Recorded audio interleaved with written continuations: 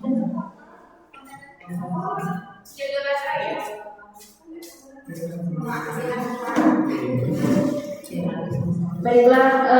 selamat pagi Bapak Ibu sekalian.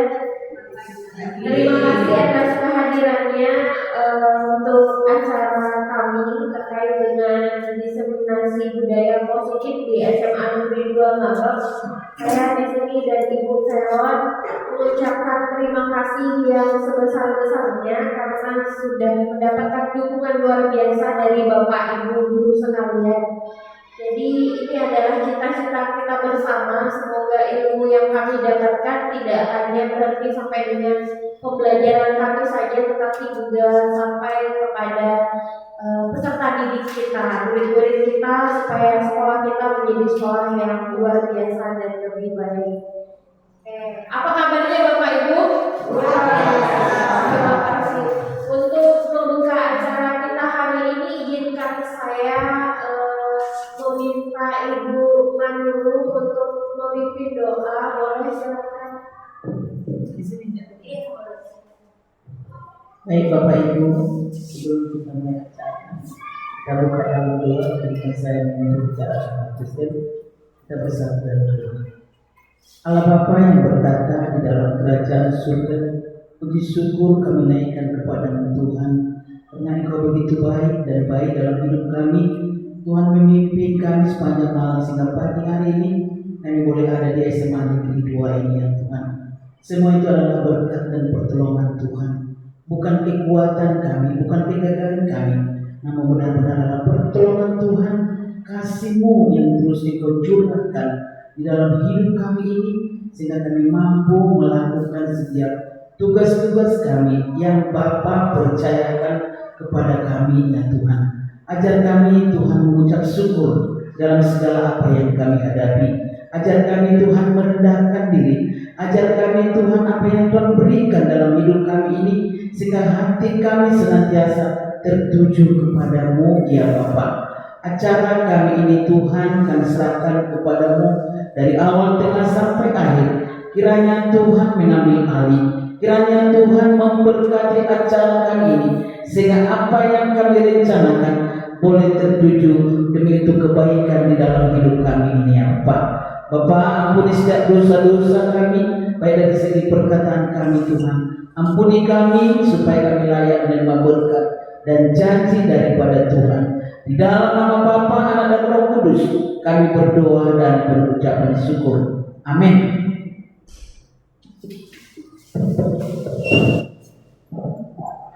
Terima kasih kepada Ibu Manuru yang sudah memimpin kita di dalam doa. Izinkan Bapak untuk memberikan sedikit pengarahan dan juga motivasi untuk kami untuk memulai acara ini kepada Bapak Kepala Sekolah, Bapak Dian Christian. Saya persilakan. Biar melihat dari sana kameranya di belakang.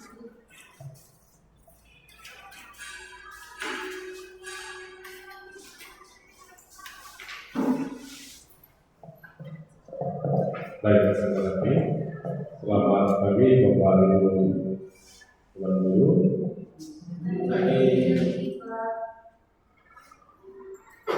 Baik, pada pagi hari ini teman-teman tersebut berpuasa karena masih diberikan kesehatan sehingga dapat melaksanakan aktivitas kita sehari-hari. Ya, di sini juga pada kesempatan ini Ibu Ayu dan Ibu Veronica melaksanakan apa yang menjadi program dari pemerintah, yaitu pendidikan berpenggerak dalam designasi budaya positif di sekolah. Untuk itu Bapak Ibu kita bersyukur tentunya ya, karena di sekolah kita ya, sudah ada guru yang ikut dalam kegiatan ini ya, itu guru penggerak. Nah, sehingga ya, ini menjadi pilar bagi yang lain atau menjadi motivasi yang lain. Kenapa ini juga sebenarnya begitu ya, perlu dukungan kita semua.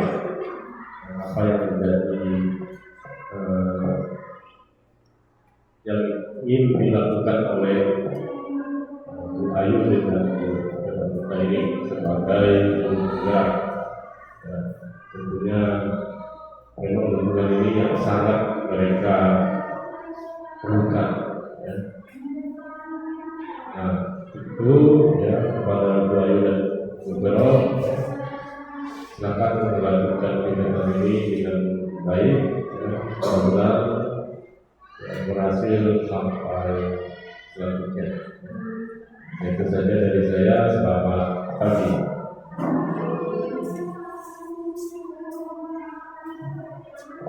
Terima kasih saya ucapkan kepada Bapak Dian Christian selaku Kepala Sekolah SMA Negeri 2 Ngabak.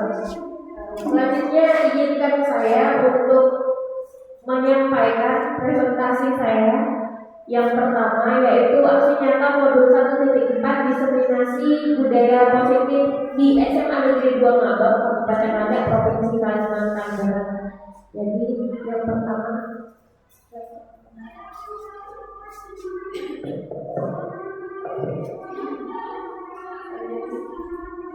sekali lagi saya ucapkan selamat datang Bapak Ibu guru hebat. Jadi ada beberapa hal yang akan kita sampaikan di sini terkait dengan budaya positif.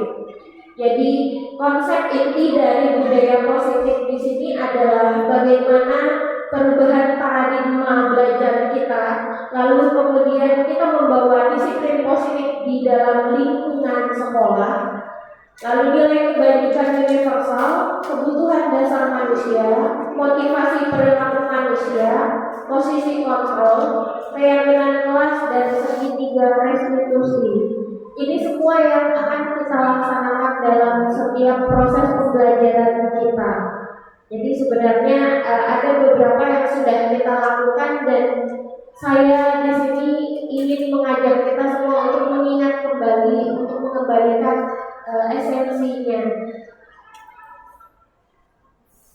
Yang pertama adalah pembelajaran dengan paradigma baru. Jadi dalam kurikulum Merdeka, kita itu memegang teguh prinsip pembelajaran yang berpusat kepada murid dengan pembelajaran berdiferensiasi sesuai dengan filsafat dan juga filsafat dari Ki Hajar Dewantara.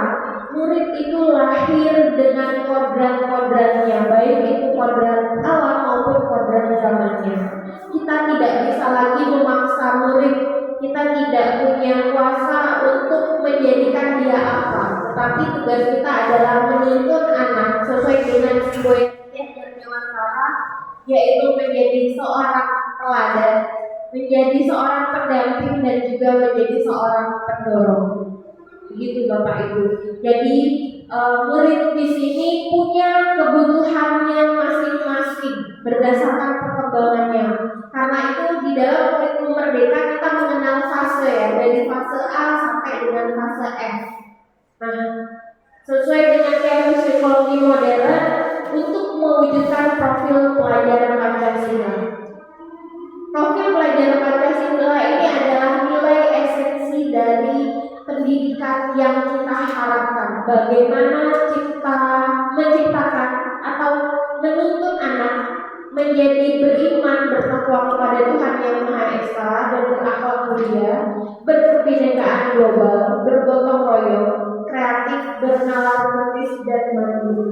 Sungguh luar biasa Bapak Ibu. Sebenarnya anak kita itu punya potensi yang luar biasa dari lahir. Itu keyakinan kita yang harus kita tanamkan dengan sungguh-sungguh di situ. Seolah diibaratkan adalah kita ini petani Bapak Ibu. Kita ini adalah petani. Kita tidak bisa menanam jagung lalu mintanya tumbuh cabai. Tidak mungkin. Tetapi bagaimana kita menanam jagung, mengolah tanahnya, membuang hal-hal yang tidak baik di sekitar jagung kita, lalu menumbuhkan jagung-jagung terbaik. terbaik dengan potensi-potensi yang dimilikinya. Begitu juga kita sebagai guru di sini. Jadi kita benar-benar memiliki tugas yang luar biasa, bagaimana mengajak, menuntun, kemudian bahkan memberikan contoh kepada murid-murid kita untuk menjadi orang atau manusia yang memiliki keselamatan dan kebahagiaan setinggi-tingginya. Jadi itu adalah cita-cita kita sebagai pendidik. Ya, saya ada sedikit perubahan paradigma kegiatan kepala tangan. Saya minta Bapak Ibu untuk berpasangan, berdua di sini. Ya, jadi kita akan lakukan dengan teman si A dan si B. Boleh dipilih Bapak Ibu? Ya, berarti Pak Adi dengan Bapak Kevin saja. Ibu, ini ya. Ini saya akan kasihkan secari kertas kecil. Mungkin Bu Veron nggak di situ ya, Bu Eni aja dengan Bu Tea dan ini. Ya, ya. Silahkan. Satu saja kertasnya. Jadi silahkan tentukan Bapak mau jadi si A, Bapak Ibu mau jadi si A atau jadi si B. Jadi si A ini adalah si pemegang harta karun. Ya, si A ini adalah si pemegang harta karun. Silakan tulis sesuatu yang menurut Bapak Ibu berharga di kertas itu. Silakan ditulis sesuatu yang berharga. Sesuatu yang berharga.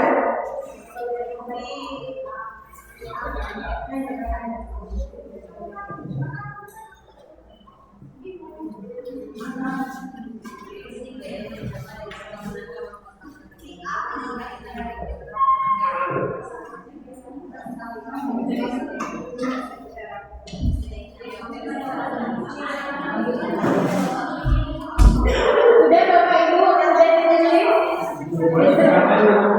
Oke, caranya adalah setelah si A membuat tulisan tentang sesuatu yang berharga, silakan genggam kertas tersebut dengan segala daya dan dengan sangat erat dalam kepalan tangan Bapak atau Ibu di sini. Lalu kemudian si B itu akan mencoba dengan sekuat tenaga dengan berbagai cara juga untuk membuka tangan si B dan si A supaya si A ini mau memberikan hartanya yang berharga itu tadi. Terserah, boleh mengancam, merayu, membujuk, menghadiri atau dengan segala cara untuk membuat si A ini menyerah. Boleh, silakan Bapak Ibu. Ya.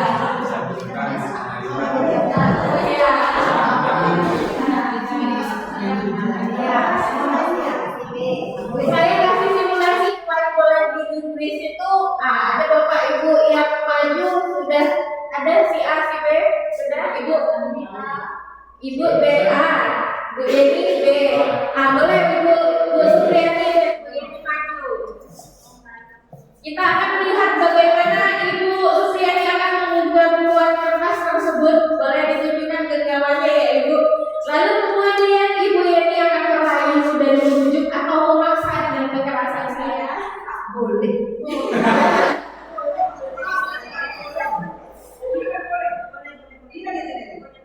Boleh menawarkan, mengancam, membujuk,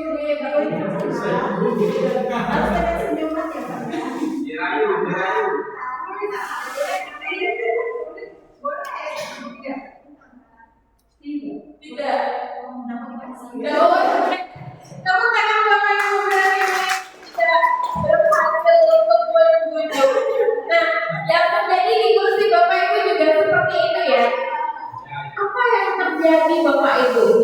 Boleh ada yang menyampaikan mungkin apa yang terjadi ketika si A dan si B melakukan negosiasi untuk membongkar kepalan tangan tadi? Boleh Ibu Eni silakan. Baik, menurut saya yang terjadi pada kegiatan kepalan tangan ini adalah interaksi antara dua orang, si A dan si B, untuk meminta dengan segala upaya, baik itu mengancam dengan cara yang halus maupun dengan cara yang kasar untuk mendapatkan sesuatu. Begitu saja dari saya. Terima kasih Ibu Heni. Jadi kita di sini bicara tentang kontrol ya Bapak Ibu. Saya ingin bertanya siapa yang mengontrol di sini? Si A. Mau dia membuka atau tidak, itu adalah tergantung si A. Nah, di dalam pendidikan Bapak Ibu, kita itu adalah si B. Peserta didik atau murid kita itu adalah si A. Bagaimanapun kontrolnya itu ada kepada si A. Dia mau belajar atau tidak, dia mau mengembangkan diri atau tidak. Nah, ini adalah perlu usaha yang luar biasa untuk menjadi seorang pendidik kalau menurut saya. Ya. Ada beberapa miskonsepsi selama ini yang ada di dalam pikiran kita terkait dengan permainan tadi. Yang pertama adalah ilusi guru mengontrol murid. Kenapa itu hanya ilusi Bapak Ibu? Itu tadi, karena yang memegang kontrol diri ini bukan kita. Kita tidak bisa memaksa murid-murid kita. Dia punya kemauannya sendiri, dia punya kodratnya sendiri, dia punya bakat minatnya sendiri. Lalu yang kedua, ilusi bahwa orang dewasa berhak memaksa. Ini juga adalah sebuah miskonsepsi. Anak-anak tidak bisa dipaksa. Ilusi bahwa kritik dan pembuat rasa bersalah mampu menguatkan karakter. Lalu yang terakhir adalah ilusi bahwa semua penguatan positif efektif dan bermanfaat. Tidak semua penguatan positif itu efektif dan bermanfaat, Bapak Ibu. Kenapa? Karena semua miskonsepsi ini itu adalah faktor eksternal dari diri si anak. Nah, di dalam budaya positif yang ingin kita tekankan adalah bagaimana membangun kesadaran intrinsik dari peserta didik supaya mereka punya kemauannya sendiri untuk dirinya sendiri. Nah, disiplin positif di sini adalah bagaimana budaya kita menganggap kata disiplin itu sebagai sesuatu yang dilakukan seseorang pada orang lain untuk mendapatkan kepatuhan dan ketaatan, serta cenderung menghubungkan kata disiplin dengan ketertekangan dan ketidaknyamanan Bapak Ibu. Ya, jadi ketika seseorang terikat, dia suatu waktu pasti akan menurut. Tetapi kemudian kebermaknaan pembelajarannya itu tidak akan kekal. Ini hasil penelitian dari psikologi pendidikan modern kita. Ya, tidak kekal. Karena itu kita merubah prinsip-prinsip tersebut menjadi salah satu pendekatan disiplin diri yang memampukan seseorang untuk mengontrol perilakunya dalam kesadaran dan bertanggung jawab atas tindakannya sebagai wujud menghormati diri sendiri dan orang lain. Seperti yang kemarin disampaikan oleh Ibu Koleti di lapangan upacara ya. Bagaimana sebenarnya seseorang itu menyadari perlunya disiplin untuk dirinya sendiri sebelum berhubungan dengan orang lain. Nah, ini yang harus kita sebagai pendidik sadari dan juga berusaha untuk kita kembangkan dalam budaya sekolah kita. Sebagai pendidik, tujuan kita adalah menuntun Bapak Ibu. Ya, jadi kita tidak mendorong, tidak menarik, tidak memaksa, tetapi menuntun murid untuk memiliki disiplin diri sehingga mereka bisa berperilaku yang mengacu pada nilai-nilai kebajikan universal dan memiliki motivasi intrinsik, bukan ekstrinsik. Kalau miskonsepsi tadi semuanya ekstrinsik Bapak Ibu. Nah, pendekatan disiplin positif tidaklah tentang anak atau murid secara langsung, tetapi tentang diri juga dan kita, cara kita sendiri sebagai orang tua, sebagai guru atau orang dewasa yang memberikan dampak dan pengaruh kepada anak dan peserta didik. Tugas kita luar biasa Bapak Ibu. Sebagai pendidik kita tidak hanya sekedar memberikan ilmu, bukan hanya transfer saja, tetapi kita benar-benar harus menuntut anak kita Ya, jadi segala sesuatu dimulai dari diri kita. Kemudian anak-anak akan merasakan suasana pembelajaran yang menyenangkan, lalu kemudian dia akan memiliki kesadaran, oh saya perlu belajar seperti itu. Pendekatan disiplin positif di sini merupakan kemampuan individu pendidik untuk membina atau mendidik murid secara individual atau secara kelompok. Pendekatan secara individual atau kelompok perlu mendapatkan dukungan kebijakan sekolah dan peran serta membangun kepentingan sekolah. Jadi ketika kita memulai sesuatu itu kita perlu bergandengan tangan dan perlu berkolaborasi Bapak Ibu untuk bersama-sama supaya segala sesuatu yang ada di sekitar kita itu menjadi benar-benar ada vibes-nya, ada atmosfer menyenangkan pembelajarannya. Sebenarnya pembelajaran menyenangkan itu bukan hanya untuk murid, tapi untuk gurunya juga terutama.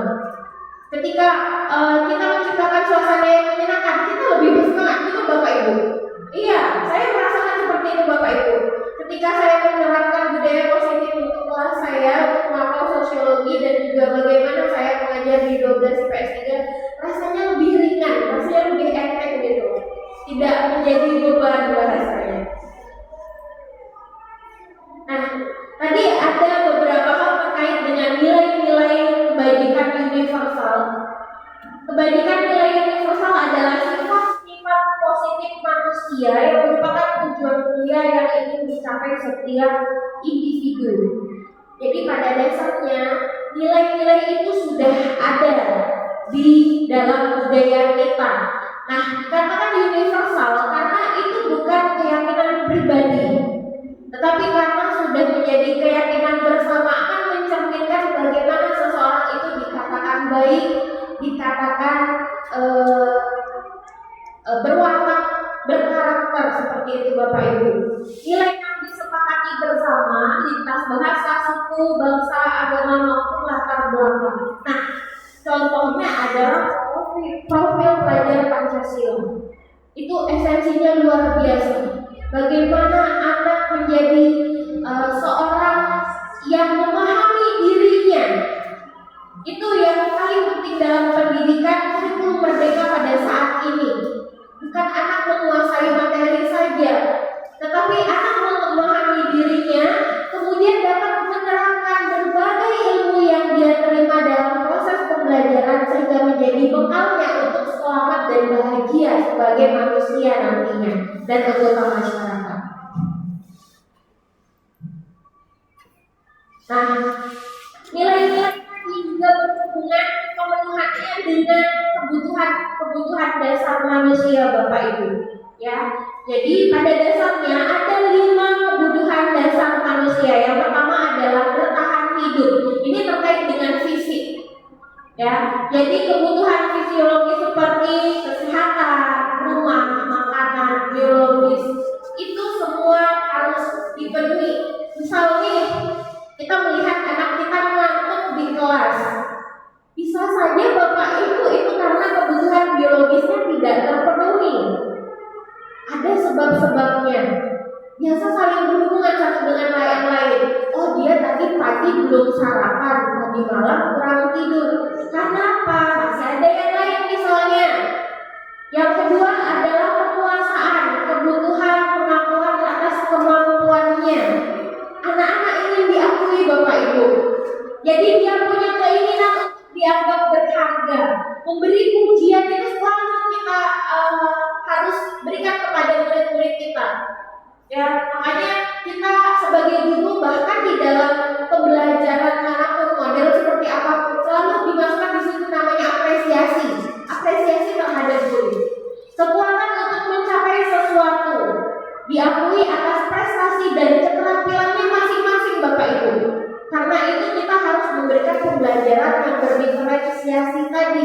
Tidak semuanya sama antara murid satu dengan murid yang lain.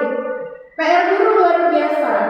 Tapi disinilah nuansa bagaimana kita menjadi seorang pamong menurut Ki Hajar Dewantara, menjadi petani yang memahami tentang murid-murid kita, didengarkan dan memiliki harga diri. Terkadang ketika kita marah, kita tidak mengontrol bahasa itu sebenarnya juga terjadi kepada saya dulu. Jadi ketika marah, ketika apa, lepas saja. Ternyata dia juga ingin dihargai, tidak hanya kita yang ingin dihargai oleh murid. Kesenangan. Nah, kebutuhan untuk mencari kesenangan bermain dan tertawa. Kalau murid Bapak Ibu ribut di kelas lalu cekak-cekik itu mungkin dia sedang mencari kesenangan di tengah kebosanannya. Jangan dimarahin Bapak Ibu. Tapi bagaimana kesenangan tersebut bisa kita salurkan dengan pembelajaran. Nah, nanti saya akan menyampaikan beberapa metode juga terkait dengan pembelajaran di dalam kelas. Jadi kita belajar itu tidak hanya memberikan materi terpusat kepada kita, tetapi bagaimana energi anak-anak kita ini bisa tersalurkan seperti itu. Lalu yang keempat adalah kasih sayang dan rasa diterima, kebutuhan untuk disayangi dan diterima, kebutuhan tetap terhubung dengan orang lain. Yang terakhir kebebasan, kebutuhan akan pilihan. Anak-anak dengan kebutuhan kebebasan yang tinggi menginginkan pilihan. Mereka perlu banyak bergerak, suka mencoba-coba, tidak terlalu terpengaruh orang lain dan sedang mencoba hal baru dan menarik. Kalau di dalam pembelajaran saya, Bapak Ibu, kebetulan itu tentang sosial masyarakat. Jadi anak-anak itu saya berikan kebebasan untuk memilih topiknya sesuai dengan tema yang sudah saya tentukan. Misalnya tema saya adalah kelompok sosial. Kita akan melihat bagaimana kelompok sosial yang ada di dalam lingkungan masyarakat kamu. Nah, anak-anak yang bebas memilihkan topiknya. Bagaimana dia menyampaikan laporannya? Saya hanya membuat rubrik penilaian. Harus isinya seperti ini standarnya, lalu kemudian kreativitasnya, lalu bagaimana penyampaiannya. Hanya itu saja Bapak Ibu saya, pembelajaran berdiferensiasinya. Tapi bagaimana dia mengemas, apakah dengan penyampaian peran, ada dramanya, mau pakai mind mapping atau mau pakai slide dan sebagainya, itu terserah kepada siswa. Bahkan kemarin sudah ada yang berani maju memainkan peran, mereka berdrama di depan. Lalu yang baru ini katanya mau bikin lagu Bapak Ibu untuk menyampaikan tugasnya. Jadi kita memberikan kebebasan berdiferensiasi seperti itu. Motivasi perilaku manusia itu ada 3 Bapak Ibu, ya, untuk menghindari ketidaknyamanan dan hukuman. Bahkan kita yang guru-guru seperti ini melakukan tindakan juga karena tidak mau ditegur dan tidak mau dihukum. Tapi jujur ini masih motivasi eksternal Bapak Ibu. Dan yang kedua, untuk mendapatkan imbalan atau penghargaan, itu juga masih eksternal. Nah, yang kita harapkan dalam budaya positif, dalam disiplin positif itu adalah bagaimana kita menghargai diri sendiri. Kita menyadari bahwa apa yang kita lakukan ini berdampak untuk diri saya, belum kepada orang lain. Nah, motivasi intrinsik inilah yang ingin kita tumbuhkan kepada murid kita. Mereka sadar mereka perlu untuk belajar, perlu pendidikan, perlu untuk mendapatkan bekal supaya mereka bisa menjadi manusia yang bebas, manusia yang bahagia, dan itu perlu proses. Nah, menurut Hajar Dewantara, merdeka itu artinya tidak hanya lepas dari perintah, tetapi juga cakap membuat memerintah diri sendiri. Jadi kontrol diri di dalam budaya positif itu adalah yang paling utama. Bagaimana motivasi internal akan menciptakan disiplin positif dan sikap merdeka. Ingat Bapak Ibu, kita merdeka itu berarti bukan sebebas-bebasnya, tetapi kemerdekaan kita adalah hasil bagaimana kita memerdekakan diri dan orang lain. Nah, seperti itu yang perlu kita bicarakan dengan siswa-siswi kita. Nah, ini sekilas saya berikan sedikit Bapak Ibu, itu sebenarnya banyak banget. Ada 3 halaman ya. Jadi perbedaan antara hukuman, konsekuensi, dan restitusi. Nah, ada identitas gagal dan identitas sukses Bapak Ibu. Ketika kita memberi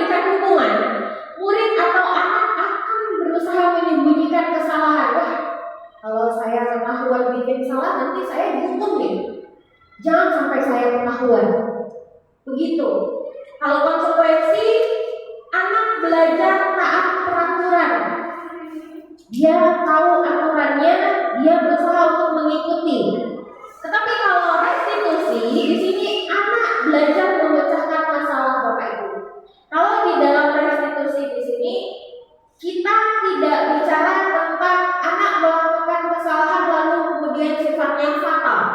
Kita harus sadari juga, saya menyadari kalau namanya berbuat salah itu juga proses pembelajaran. Ketika kita berbuat salah, kita harus memecahkan masalah tersebut. Nah, ini adalah bentuk pendidikan karakter juga Bapak Ibu. Mencoba mengontrol anak dengan penguatan negatif, membayar imbas kesalahannya itu sebagai hukuman. Sebagai konsekuensi, mencoba mengontrol anak dengan penguatan positif. Kalau restitusi, anak paham bahwa dirinya sendiri yang memegang kendali atau kontrol. Kita memberikan dia penguatan, kesadaran bahwa semuanya kembali kepada dirinya, bukan tergantung kepada orang lain. Kalau hukuman dampaknya pada murid marah, merasa bersalah, rendah diri dan mengasingkan diri, ini yang biasanya terjadi Bapak Ibu kalau kita menghukum anak. Dia punya trauma. Dia akan merasa ditarik dari lingkungannya, ditarik dari komunitasnya, kemudian dia akan merasakan rendah diri, terasing. Nah, kalau konsekuensi dia kehilangan hak, waktu jeda untuk dirinya dan kemudian harus ada yang ditahan. Kalau restitusi, anak tidak akan kehilangan waktu namun akan bersemangat untuk memperbaiki diri. Itu tujuan kita. Jadi kalau restitusi itu kita mengembalikan anak kepada lingkungannya. Nanti ada tahap-tahapnya Bapak Ibu. Lalu yang berikutnya tiba-tiba tidak diharapkan atau sangat melukai. Kalau konsekuensi sudah diketahui masuk akal karena sudah biasanya terbuat di dalam aturan-aturan ya Bapak Ibu. Kalau restitusi berupa undangan untuk mengadakan restitusi itu sendiri. Jadi kita mengajak anak kita untuk mempertimbangkan. Restitusi itu sifatnya kolaborasi Bapak Ibu. Kita berkolaborasi dengan siswa, bukan kita yang menjadi tokoh utama, tetapi bagaimana kita membantu menuntun anak supaya dia membentuk karakternya. Nah, perbedaannya adalah dari contoh berikut. Ada seorang siswa tidak mengerjakan tugas Bapak Ibu. Ya, biasa kan kita langsung, ya, kamu tidak mengerjakan tugas saya, lari keliling lapangan 10 kali. Gitu ya Bapak Ibu ya. Atau guru marah dan muridnya jadi takut. Kalian nih, kapan kalian mau belajar? Begitu. Lalu konsekuensi, guru memberikan konsekuensi untuk mengerjakan pada jam istirahat. Guru tegas, murid menghormati peraturan.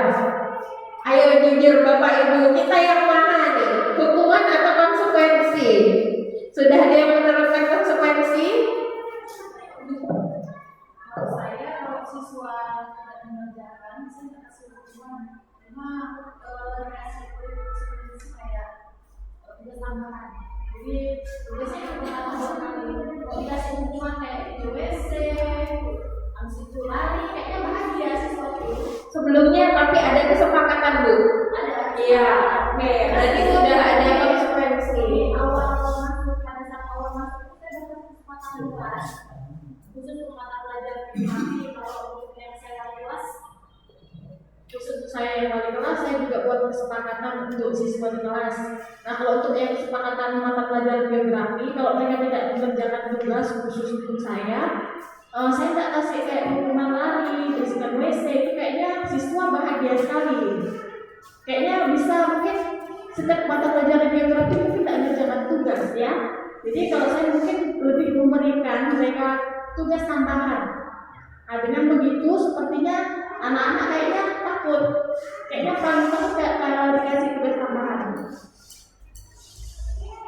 Nah, ini agak prinsip belajar menyenangkannya agak bergeser ya, karena paradigma kita siswa tidak suka belajar. Makanya ketika diberi tugas tambahan dan lain sebagainya, anak-anak kesannya takut. Sebenarnya kalau dari pemahaman kurikulum merdeka Bapak Ibu, kita tidak boleh memberi banyak PR dan kita tidak boleh memberikan banyak tugas juga gitu. Jadi konsekuensi yang diberikan diarahkan untuk yang membuat pembelajaran yang lebih menyenangkan juga supaya anak tidak kapok gitu. Bukan PR, tapi biasanya kalau sudah ini setelah penjelasan, setelah itu mereka sudah kelompok suruh mengerjakan, ada beberapa siswa itu memang yang tidak mengerjakan. Jadi kan saya sudah kasih ini, sudah bagi-bagi kelompok yang agak besar gitu kan. Tetapi sepertinya anak-anak itu lalu mengharapkan siswa yang bisa. Nah, itu dia. Akhirnya saya kelompokkan dengan siswa yang saya anggap yang tidak bekerja lagi. Nah, itu dia. Akhirnya setelah seperti itu mereka lebih mau bekerja, jadi tidak saling mengatur lagi. Oke, jadi ada pengelompokan berdasarkan kemampuan ya Ibu. Berarti Ibu udah menerapkan pembelajaran berdiferensiasi juga seperti itu.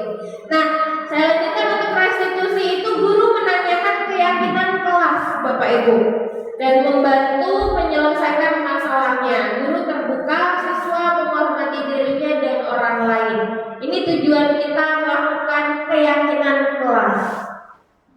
Nah, saya akan menyampaikan dulu, kita punya 5 posisi di sini Bapak Ibu. Sebagai penghukum, pembuat rasa bersalah, sebagai teman, sebagai pemantau, dan sebagai manajer.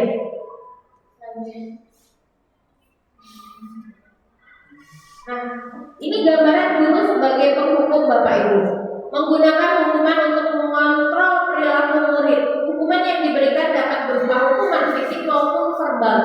Kata-kata yang dilontarkan, patuhi aturan saya atau awas kalau kamu tidak menurut.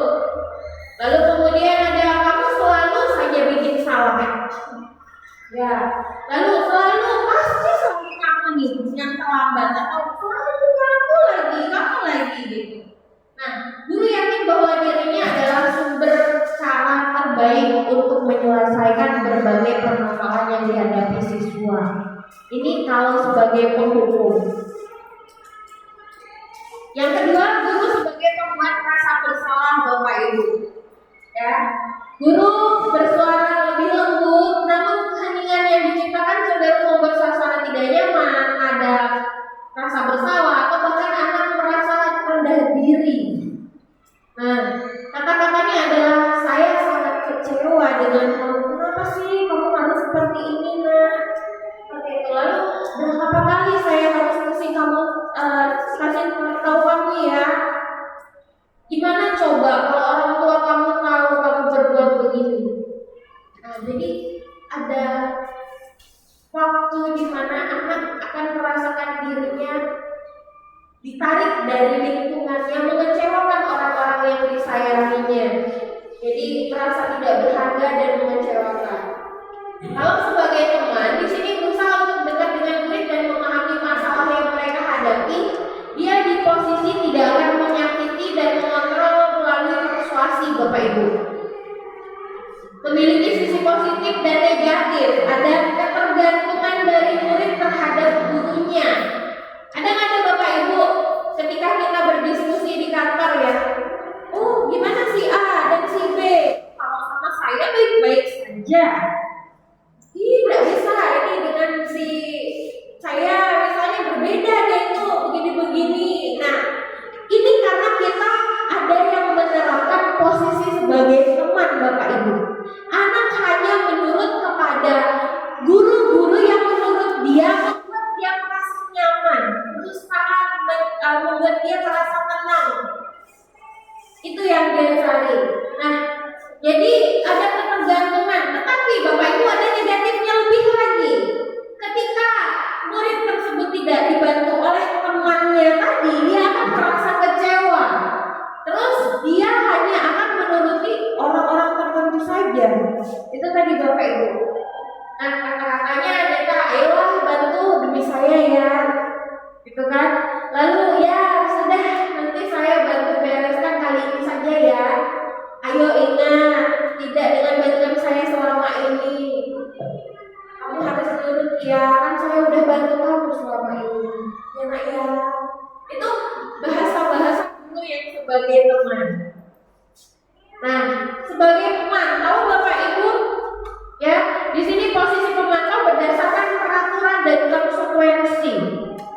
yang menyertainya. Jadi mengabaikan kedekatan, saya tidak peduli kamu si A, si B, si C dan lain sebagainya. Pokoknya ketika dia melanggar peraturannya seperti ini, nak, kamu harus menerima konsekuensi. Itu pemantau.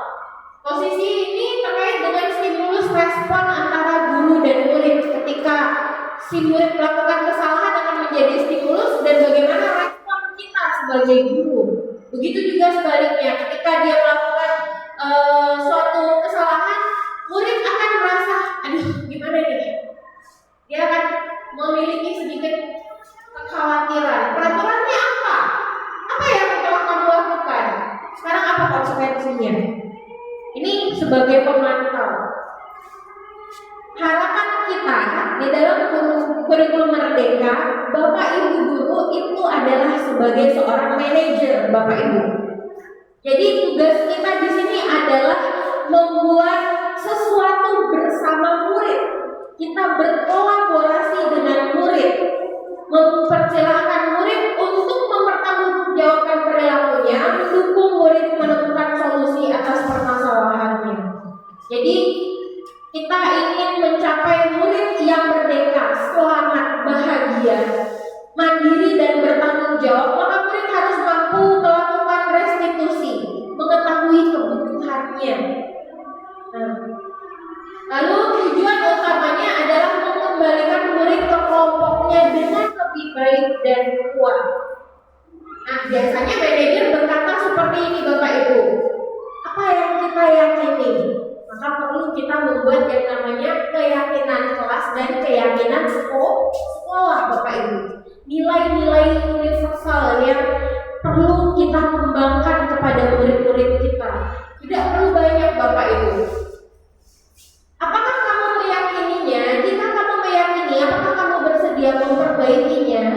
Jika kamu memperbaiki ini, hal ini menunjukkan apa tentang dirimu? Apa rencana kamu untuk memperbaiki hal ini?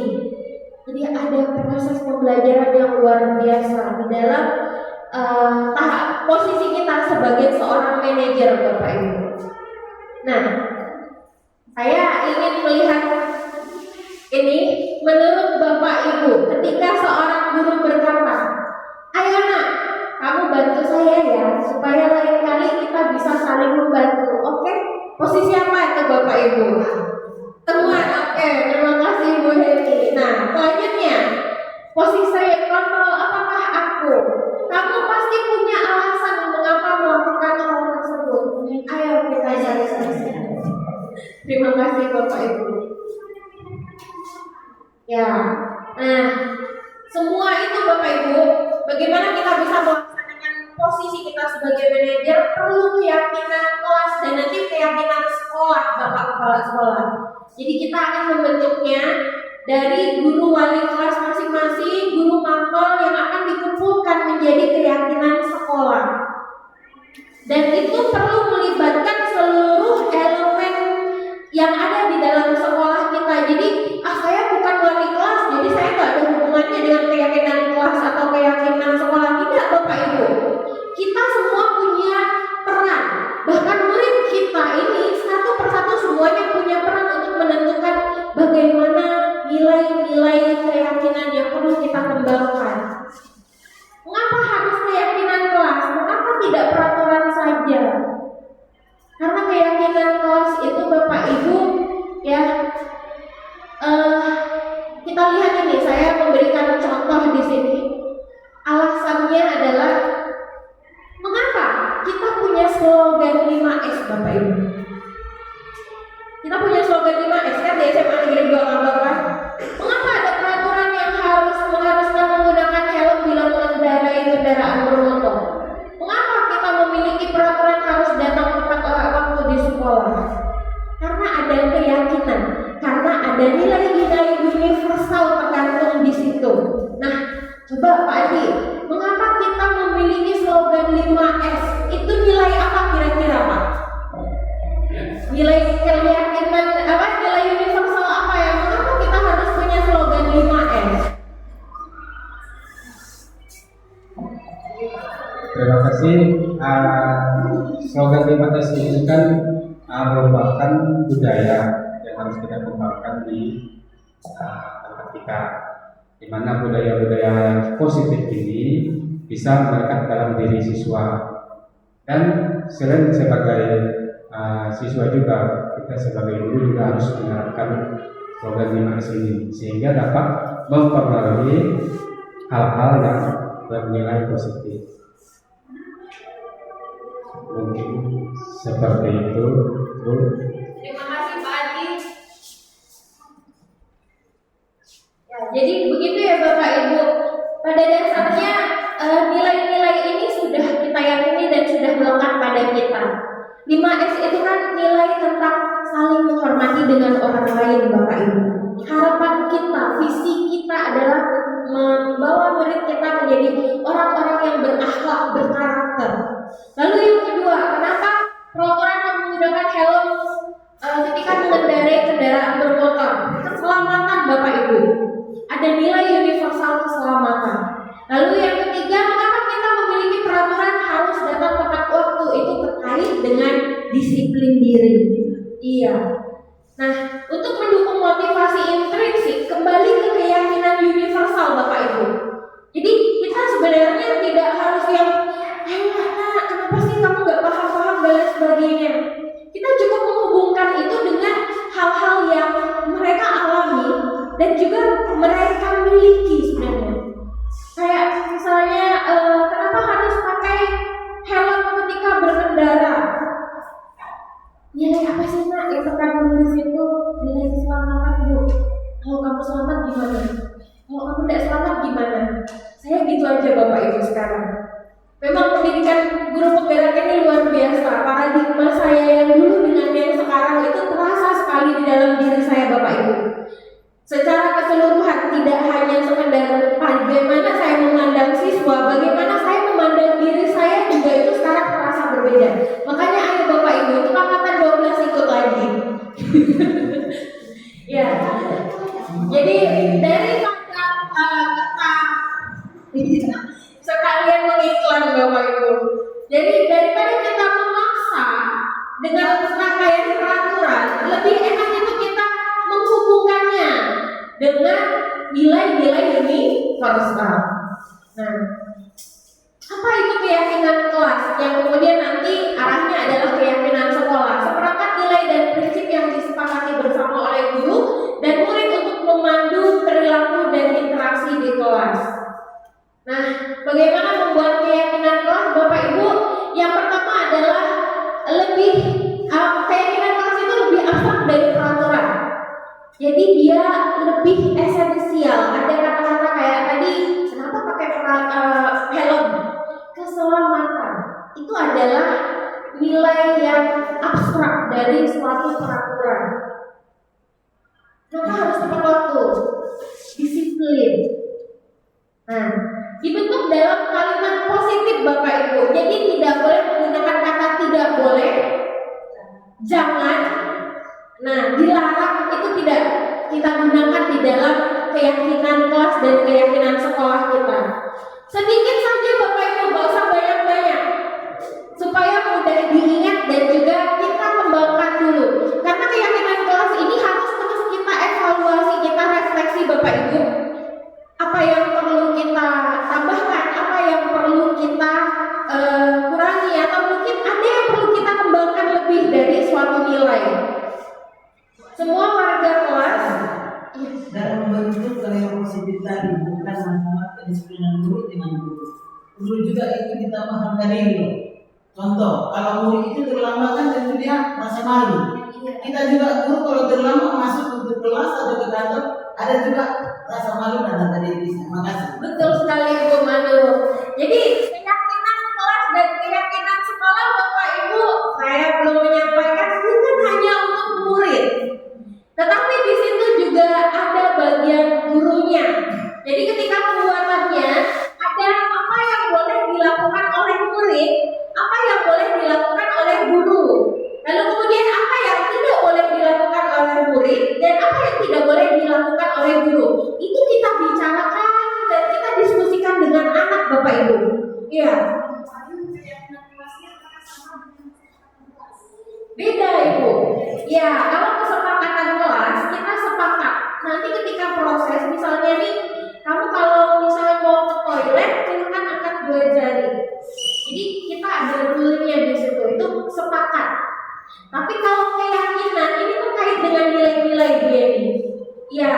tentang bagaimana kita nilai menghormati, bagaimana nilai keselamatan, bagaimana nilai kasih sayang, seperti itu. Lalu kemudian semua warga kelas atau sekolah dilibatkan saat membuatnya sesuai dengan kondisi kelas dan sekolah agar tidak diterapkan Bapak Ibu. Jadi kita tidak bisa mencontek sekolah A, sekolah B, sekolah C. Antara kelas A, kelas B, kelas C ada nilai yang difokuskan. Lalu bagaimana membuat keyakinan sekolah? Kembali lagi kepada nilai universal. Nilai universal itu tidak memaksa Bapak Ibu. Jadi pelaksanaannya adalah bagaimana membuat siswa dan juga gurunya itu merasa nyaman. Nah, seperti itu. Berupa pernyataan universal yang saya sampaikan tadi. Nah, saya mau lihat bagaimana keyakinan dari peraturan berikut. Menurut Bapak Ibu, kalau kalimatnya nih dilarang menggunakan narkoba, gunakan masker, dilarang merokok, kira-kira bahasa positif atau bahasa universal apa yang cocok? Kalau ini kan lebih ke peraturan ya, lebih ke peraturan. Kira-kira nilai universal apa yang lebih cocok? Iya, saya kelompokkan satu Bu. Kira-kira apa itu Bu? Dilarang menggunakan narkoba, gunakan masker, dilarang merokok. Nilai universal apa Bu?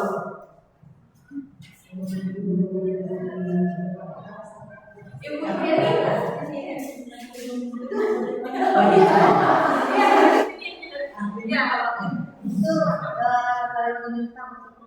Iya, betul sekali Ibu. Nilai kesehatan. Jadi ini kebutuhan fisik Bapak Ibu. Lalu selalu mengembalikan buku pada tempatnya. Disiplin, betul sekali. Ya, bagaimana menciptakan nilai universal disiplin. Bergantian atau menunggu giliran. Dilarang ribut. Hadir di sekolah 5 menit lebih awal. Ini ada campuran, tapi ada satu nilai yang saya maksudkan Bapak Ibu. Iya, toleransi dan menghargai orang lain Bapak Ibu di sini. Jadi dengan kita bergantian mau mengantri, lalu tidak ribut, kita menghargai diri kita sendiri dan orang lain, saling menghargai. Terima kasih. Nah, ini kemarin saya melaksanakan praktek pembuatan keyakinan kelas di 12 IPS 3 Bapak Ibu. Jadi ada 4 nilai yang kami angkat di situ, tetapi kalimatnya masih agak panjang karena saya baru belajar juga. Jadi ini saya meminta siswa kita melihat peraturan-peraturan yang ada di sekolah ini apa saja yang akan membuat mereka nyaman. Kemudian setelah itu saya kelompokkan peraturan-peraturan itu Bapak Ibu. Nah, lalu kami membicarakannya, apa yang boleh dilakukan oleh siswa, apa yang boleh dilakukan oleh guru, apa yang tidak boleh dilakukan oleh siswa, apa yang tidak boleh dilakukan oleh guru. Lalu kami membuatnya dalam kalimat positif, kalimat yang kemudian kami arahkan lagi ke nilai-nilai universal tadi. Di sini ada 3, kemarin itu terkait dengan menghargai orang lain, lalu kedisiplinan, kesehatan kebersihan Bapak Ibu terkait dengan tiket kelas, lalu kemudian inovasi, kreativitas. Itu ditandatangani oleh anak-anak di sini. Saya mengambil perwakilan ketua kelas dan wakil ketua kelas. Bisa juga Bapak Ibu semua siswa itu disuruh tanda tangan di lembar yang nanti sudah jadi kita bikin nilai-nilai universalnya terkait dengan keyakinan kelas. Itu seperti ada MOU-nya. Nah, dalam penanganan nanti setelah kita punya keyakinan kelas Bapak Ibu, kita kan mudah menerapkan ini ketika siswa menghadapi tantangan di dalam pengembangan dirinya. Kita bukan menyebutnya kesalahan ya, tetapi menghadapi tantangan ketika mengembangkan dirinya. Nah, segitiga restitusi ini adalah proses dialog untuk menghasilkan anak yang mandiri dan bertanggung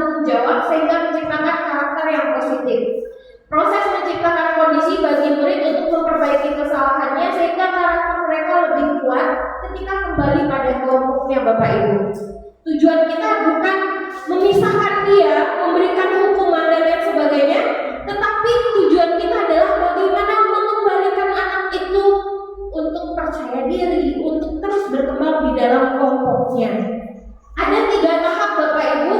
Segitiga restitusi ini menstabilkan identitas, validasi tindakan yang salah, lalu kemudian menanyakan keyakinan. Sebelum kita melaksanakan ini, penting kita untuk membuat keyakinan jelas terlebih dahulu. Nah, sisi yang pertama, menstabilkan identitas itu berdasarkan prinsip membuat kesalahan, menghadapi tantangan adalah bagian dari proses pembelajaran Bapak Ibu. Jadi ketika anak membuat salah itu adalah dia sedang proses belajar. Yang kedua, berperan menggeser identitas murid dari identitas gagal menjadi identitas sukses. Nah, ketika dia melakukan kesalahan, bahasanya ya, dia akan merasa, aduh, salah lagi aku ini. Atau mungkin, aduh, saya sudah mengecewakan, saya sudah begini-begini. Kenapa saya seperti itu? Pasti dia merasakan hal-hal seperti itu Bapak Ibu. Dan mungkin dia tidak merasa bersalah. Tapi ketika kita menangani, kalau kita pakai marah-marah, lalu kemudian atau kita sebagai seorang pembuat rasa bersalah, seperti tadi yang saya sampaikan, dia akan menarik diri. Nah, pada tahap pertama ini, kita berusaha untuk mengembalikan dirinya, ya, menstabilkan identitasnya sebagai seorang yang berharga, sehingga dia mau berbicara Bapak Ibu. Nah, ya, ajukan pertanyaan. Membuat kesalahan itu sesuatu yang wajar lah sebenarnya. Manusia itu tidak ada yang sempurna. Kita bisa memperbaiki masalah ini kok. Lalu saya tidak menanyakan kesalahannya, tetapi kita akan proses memperbaiki masalah ini. Apakah saat ini kamu tengah menjadi orang yang sudah menjadi orang yang baik untuk dirimu sendiri? Kita bisa ajukan pertanyaan-pertanyaan ini di tahap pertama Bapak Ibu. Lalu yang kedua, validasi tindakan yang salah. Berdasarkan prinsip, setiap perilaku berupaya memenuhi suatu kebutuhan tertentu Bapak Ibu. Jadi kita sebagai guru harus bisa mengetahui apa sih kebutuhan yang dia belum terpenuhi dari anak ini, kenapa dia sampai seperti itu. Lalu guru akan bergeser dari pemikiran stimulus respon menjadi proaktif. Tugas kita bertanya Bapak Ibu. Jadi kita tidak akan memberikan judgement, tidak sebagai seorang penghukum, maka kita tidak bukan lagi menjadi seorang pengambil kesimpulan, tetapi akan kita ajak untuk dipancing, berbicara, berpikir tentang dirinya seperti itu. Mengenali dan mengakui kebutuhan murid ini dapat memperbaiki hubungan dengan murid. Pertanyaan atau pernyataan disampaikan dengan nada suara yang tidak menghakimi atau memojokkan. Ketika kita menjadi seorang manajer Bapak Ibu, kita akan mengalami yang namanya proses dari seorang teman ke pemantau, balik lagi teman ke pemantau. Jadi dua ini kita bolak-balik.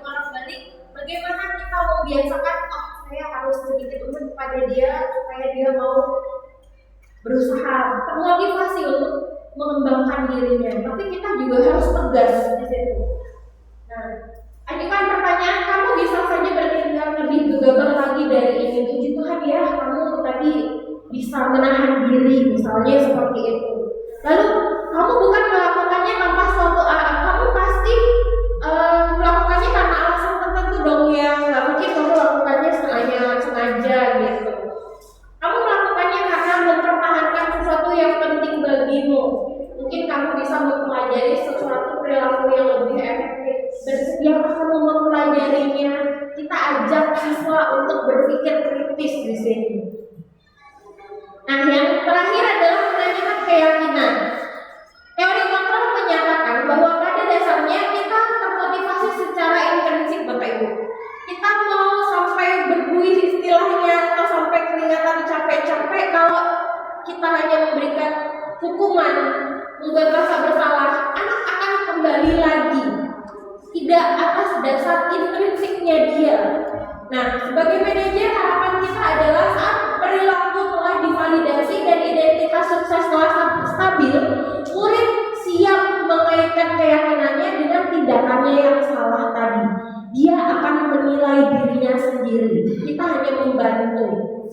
Nah, ajukan pertanyaan sebagai keluarga atau kelas, apa yang kita yakini? ini? Nilai apa yang telah kita sepakati? Seperti apa gambaran sebuah kelas yang ideal bagi kamu? Kamu ingin menjadi orang seperti apa? Nah, kita mengajar. Nah, hal-hal yang perlu kita perhatikan dalam melaksanakan segitiga restitusi adalah perilaku yang salah perlu dikaitkan dengan nilai-nilai dan keyakinan-keyakinan yang telah disepakati atau dituju. Lalu kesediaan orang yang melakukan kesalahan untuk memperbaiki masalah. Jadi Bapak Ibu, sekali lagi, kita bukan si pemegang kontrol. Yang memegang kontrol adalah si anak yang membuat kesalahan tadi. Dia mau membuka tangannya atau tidak, itu tergantung kepada dia. Nah, diibaratkan seperti itu. Pemecahan masalah sebisa mungkin relevan atau memiliki hubungan dengan masalah yang ada. Perlu ada suatu usaha perbaikan dari pihak yang membuat masalah, bukan kita yang memperbaiki, tapi si anak. Perlu didedikasikan waktu dari pihak yang membuat kesalahan. Tanyakan kapan akan mulai dilakukan. Seperti itu. Jadi kita tugasnya adalah menagih. Sudah terrealisasi belum? Seperti itu. Nah, demikian Bapak Ibu yang saya sampaikan. Jadi secara keseluruhannya adalah bahwa dengan penerapan program disiplin positif, hendaknya guru memiliki standar kepribadian profesional dan sosial yang baik, di mana guru mampu merefleksikan diri dalam posisi kontrol saat ini. Kita sebagai apa sih? Saat ini kita sebagai apa, dan harapan yang ke depan kita adalah menjadi seorang manajer, Bapak Ibu. Bagaimana perjalanan dirinya sebagai seorang amo? Sudahkah kita mengamong? Sudahkah kita memberi teladan? Sudahkah kita menuntun merangkul? Sudahkah kita terus memberikan motivasi-motivasi kepada anak-anak kita? Yang menuntun murid-muridnya menjadi insan yang mandiri, merdeka, dan bertanggung jawab. Ini sesuai dengan standar pendidikan nasional. Ya, jadi itu dari saya, Bapak Ibu. Terima kasih.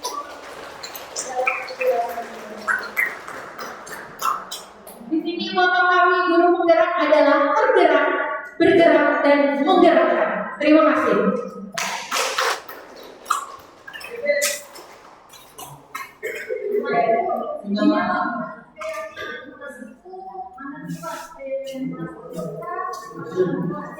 Jadi dari peraturan ke kesepakatan, dari kesepakatan baru ke keyakinan. Keyakinan itu nilai-nilai esensialnya aja. Kayak tadi keselamatan, disiplin, ya. Saya punya ini Bu Yeni. Selain 5S, saya punya 4 kata ajaib.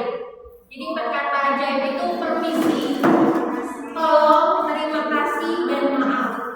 Itu bisa. Ya. Oke, boleh dibagikan ke sana biar istirahat dulu.